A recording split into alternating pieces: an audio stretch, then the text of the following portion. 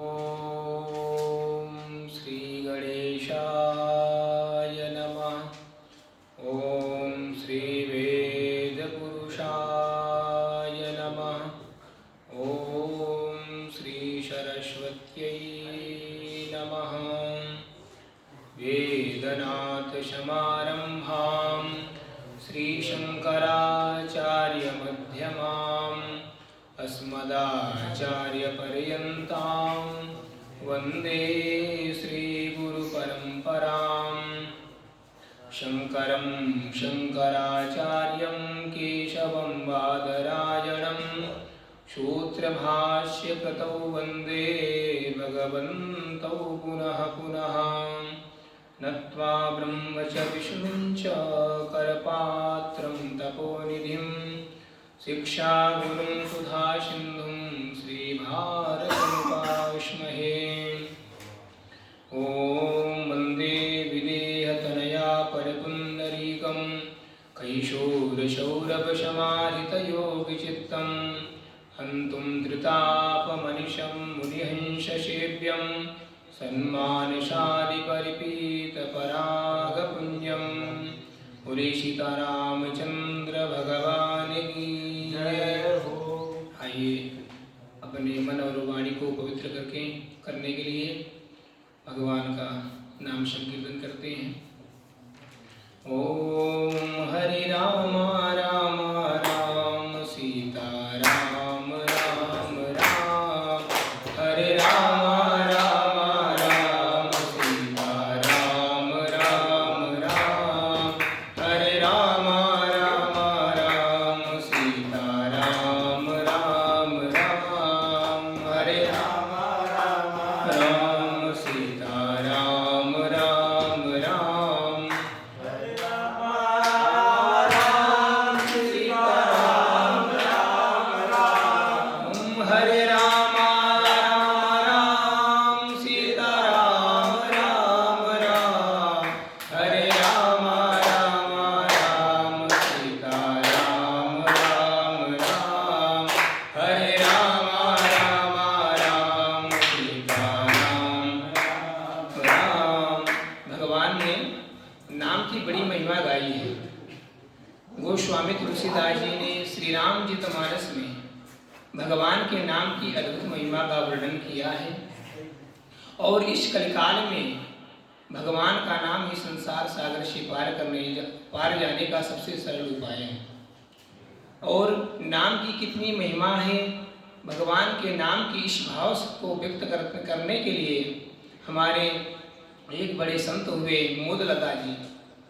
मोदलता जी ने इस पद की रचना की है। उस पद को हम इस संकीर्तन के माध्यम से जोड़ करके और नाम की महिमा का बोध हो जाता है इसको श्रवण करने से। तो आइए इसका संकीर्तन के माध्यम से श्रवण करते हैं। हरे राम राम राम सीता राम राम राम हरे राम राम राम सीता राम राम। यह नाम बनाया प्रथम पूज्य गणपति जी को पल में। यह नाम बनाया प्रथम पूज्य गणपति जी को पल में। यह नाम बनाया प्रथम पूज्य गणपति जी को पल में। यह नाम बनाया प्रथम पूज्य गणपति जी को पल में। मिल गया यही अवलंब नाम सबरी को जंगल में। मिल गया नाम लंबयाम रबरी को जंगल में। मिल गया यही अवलंब नाम सबरी को जंगल में। मिल गया यही अवलंब नाम सबरी को जंगल में। लाखों का बेड़ा पार किया। लाखों का बेड़ा पार किया।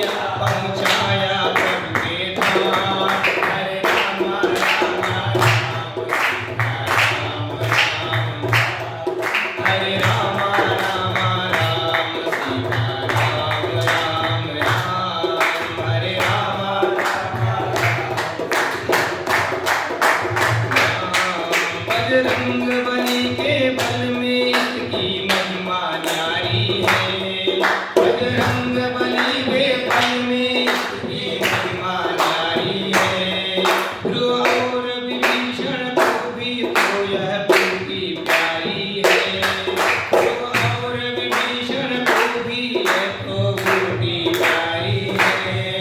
प्रहलाद इसी को जपते थे निशिवासर आठों याम।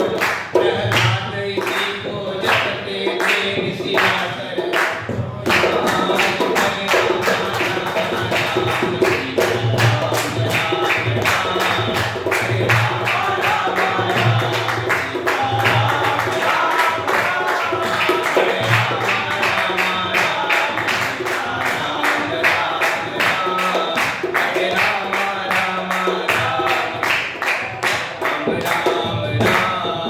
ब्रह्मा के चारों वेदों से यह नाम निकलता है। ब्रह्मा के चारों वेदों से यह नाम निकलता है। शिव जी के मानस मंदिर में दीपक सा जलता है। शिव जी के मानस मंदिर में दीपक सा जलता है। नारद जी की वीणा पर भी बजता ये सुंदर नाम। नारद जी की वीणा पर भी बजता ये सुंदर नाम। हरे राम राम राम हरे राम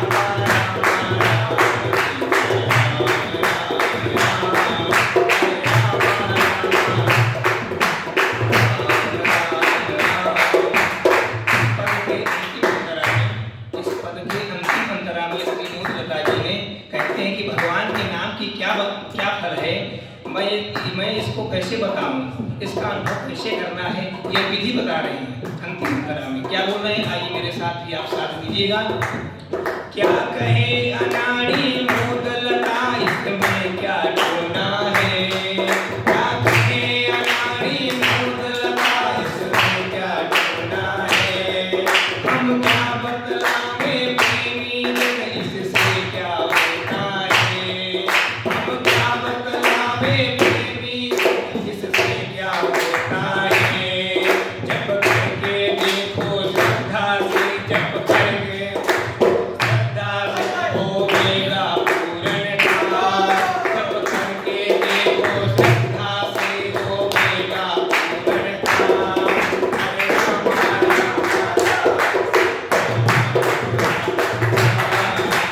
राम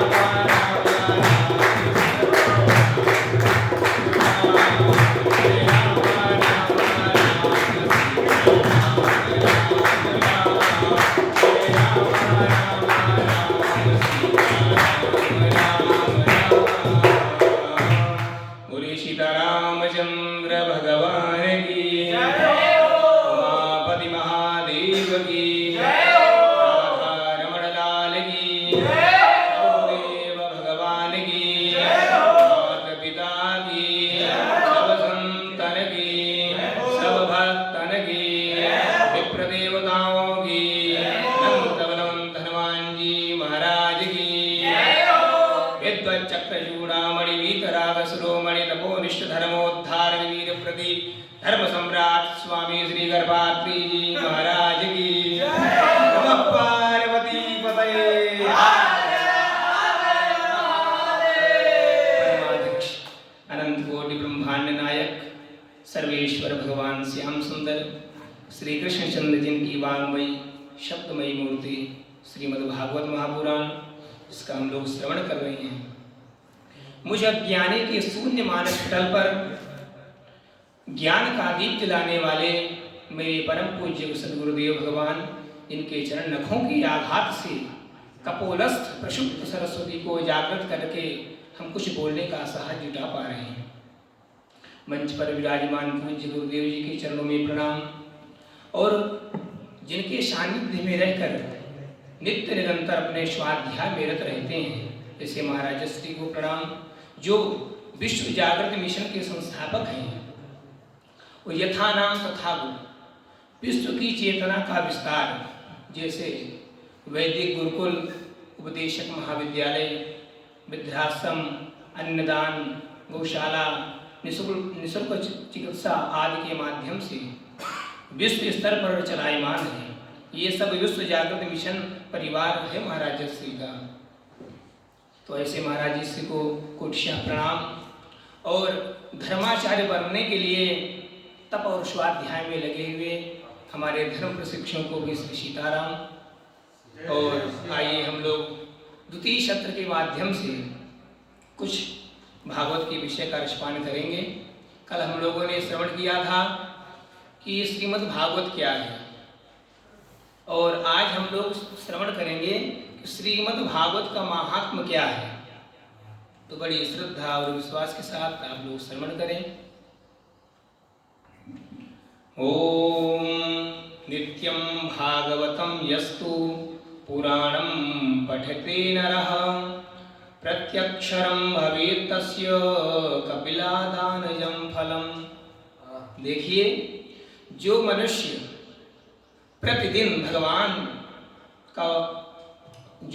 प्रतिदिन भागवत पुराण का पाठ करता है, उसी एक एक अक्षर के उच्चारण में बोले कि कपिला गौ के दान का देने का हमें पुण्य फल प्राप्त होता है।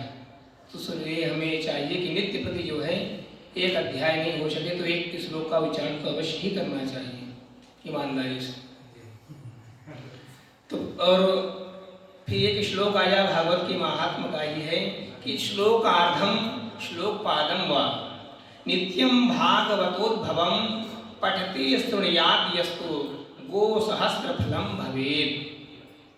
जो प्रतिदिन भागवत के आधे श्लोक या चौथाई श्लोक का पाठ अथवा श्रवण करता है, उसी 1000 गोदान का फल मिलता है।